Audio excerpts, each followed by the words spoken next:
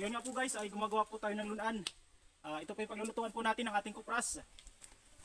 Yan, mga bago po lahat ng mga sanga natin na pinaglagay para kahit lumakas yung apoy hindi masusunog. Panigurado. Tapos mga puno ng nyog yung ginamit natin pang saday.